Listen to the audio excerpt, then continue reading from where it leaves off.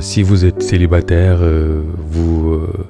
vous avez 30 ans et au-delà, vous êtes très certainement, ces 7 grands défis vont vous interpeller, vont vous parler.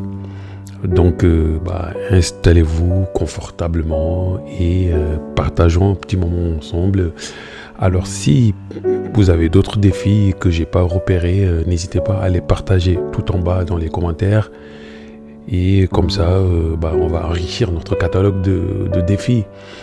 Voilà. Et donc, n'oubliez pas non plus de vous abonner juste en bas et de demander à être notifié, puisque nous allons vous proposer beaucoup de conseils, de tips. Nous allons partager des récits, comme ça vous aurez également des points de vue d'autres personnes et vous saurez que vous n'êtes pas isolé dans votre problématique. Donc voilà, trêve de bavardage. Les 7 plus grands défis que généralement les personnes qui ont 30 ans et au-delà rencontrent donc sont 1.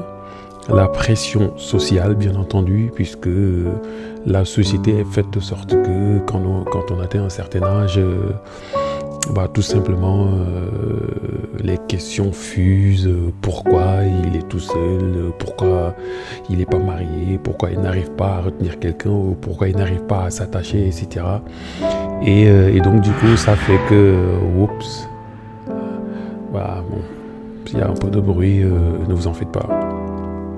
Et donc, des fois, quand on n'a pas une forte capacité émotionnelle, quand on n'a pas une forte mentalité, on va se laisser influencer un peu par ces remarques-là, par ces choses-là. Et d'autre part également, et nous pouvons également nous dire oui, nous pouvons commencer par carrément à trouver cela, j'ai envie de dire, très normal, car à 30 ans, on doit juste en fait réunir ciel et terre pour être avec quelqu'un, pour être casé, pour être marié, etc. Et c'est cette pression sociale qui rend les choses d'autant plus difficiles et qui pousse bien des personnes dans les bras de la mauvaise personne. Donc la pression sociale. 2, il y a moins de temps et moins de disponibilité. Bien entendu, quand on a 30 ans et au-delà, on est déjà en plein dans la vie professionnelle, d'ailleurs moins dans la vie sociale, et ce qui fait que on a des engagements professionnels ailleurs, on a des engagements sociaux ailleurs, et on a de moins en moins de temps et de disponibilité pour s'adonner un peu aux besoins relationnels. En tout cas, on a de moins en moins cette disponibilité-là à se retrouver dans le cadre qui peut déclencher des rencontres ou qui peut déclencher des attachements, etc. Donc ça, c'est vraiment le deuxième défi.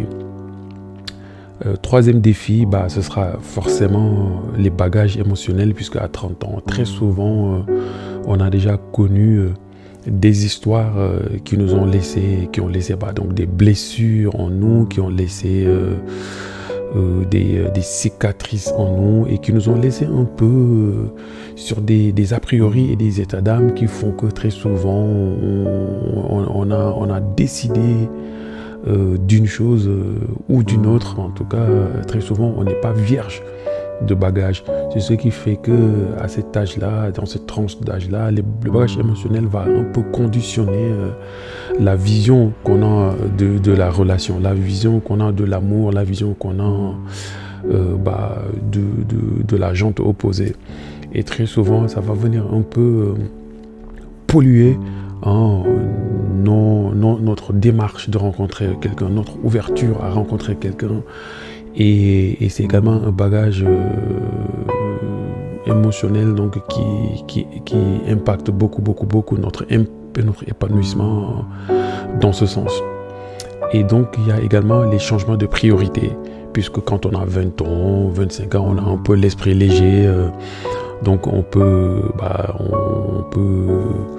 on n'a pas forcément des priorités qui sont liées à du timing, puisque à 30 ans, on se dit, bon, on a atteint un certain âge, on doit accomplir ceci et cela, il me faut être dans cette situation, être dans ces circonstances, dans cette condition, de sorte que très vite, le fait de rencontrer quelqu'un, très vite le fait de se caser, très vite le fait d'avoir un peu une vie amoureuse devient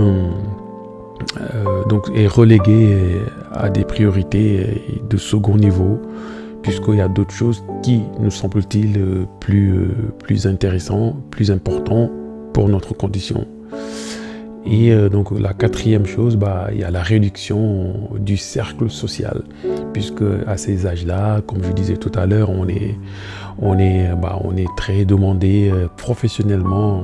Donc généralement, quand on finit le soir, on a très peu de temps pour constituer un peu, si vous voulez, un club ou bien en tout cas un groupe d'amis. Donc généralement, d'ici qu'on atteigne les 30 ans, on a déjà réduit un maximum de fréquentation. Des fois, c'est carrément des divergences de vision, des divergences d'opinion, des divergences de priorités.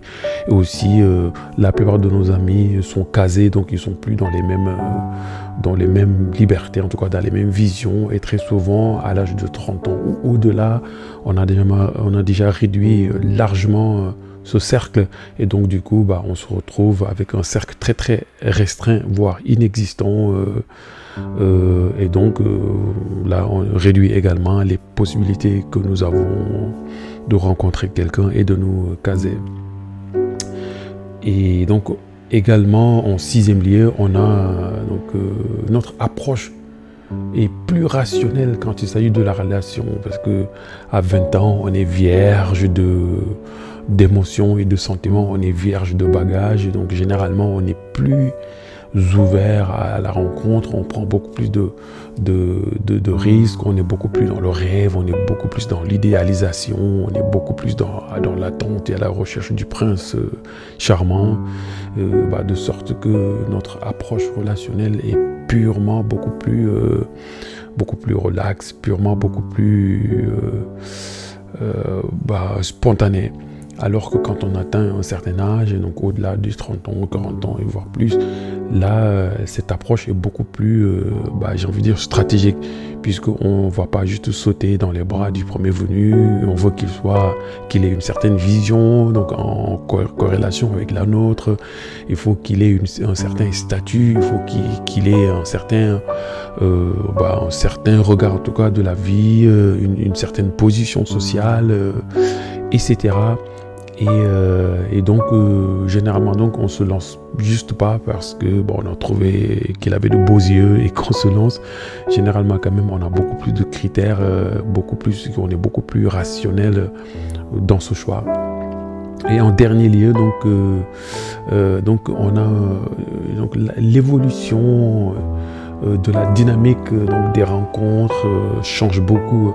Et donc là, à l'époque où on pouvait juste débarquer dans une boîte de nuit ou entre amis, on pouvait donc spontanément essayer de nouer des relations. Là, c'est beaucoup plus délicat, puisqu'on a, comme on disait tout à l'heure, le cercle social assez réduit, donc on a très peu finalement l'opportunité de faire des rencontres. On ne veut pas non plus se retrouver en boîte de nuit avec des jeunes de 20 ans, 25 ans, on se sent tout de suite très ridicule. Et donc c'est ce qui fait que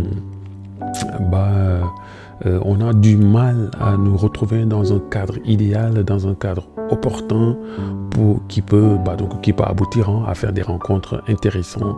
Et donc généralement, même quand on veut se rabattre à des solutions beaucoup plus faciles, beaucoup plus accessibles, comme les applications de rencontres, là également nous avons le challenge technologique, nous avons aussi du retard sur ce qui se fait, nous avons également des appréhensions, nous avons un regard un peu dubitatif sur ces solutions-là, et généralement on a beaucoup moins de possibilités en tout cas de nous retrouver dans des cadres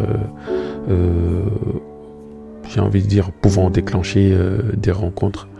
Voilà, donc voilà les 7 grands défis en tout cas que j'ai repérés pour vous, que les personnes, des célibataires d'un certain âge peuvent rencontrer.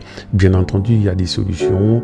Je vous oriente vers mon site où j'ai des ressources pour vous dans ce sens. Donc c'est tout, le lien est tout en bas. Mais si de votre côté, vous avez rencontré également d'autres défis qui ne sont pas mentionnés là, n'hésitez pas, partagez-les. Et sinon, on se donne rendez-vous très vite pour un prochain épisode. À très bientôt. Au revoir.